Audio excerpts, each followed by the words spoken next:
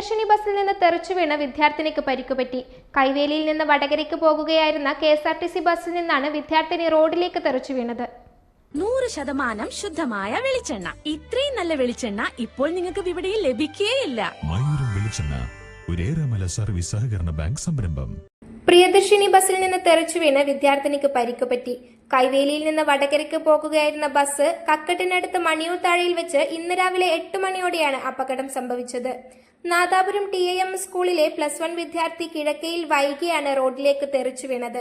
ബസിന്റെ ഡോർ തുറന്നു പോയതിനെ തുടർന്ന് റോഡിലേക്ക് തെറിച്ചു വീഴുകയായിരുന്നെന്ന് യാത്രക്കാർ പറഞ്ഞു.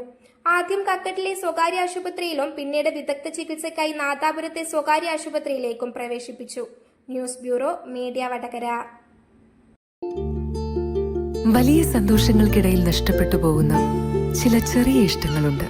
ബാല്യത്തിൽ എപ്പോഴോ എന്നോടൊപ്പം നടന്ന് എനിക്കൊപ്പം വളർന്ന ചില ഇഷ്ടങ്ങൾ. ആ ഇഷ്ടങ്ങൾ സ്വന്തമാക്കാൻ എന്നോടൊപ്പം എന്നും ഉണ്ടായിരുന്ന എന്റെ ഫാമിലി.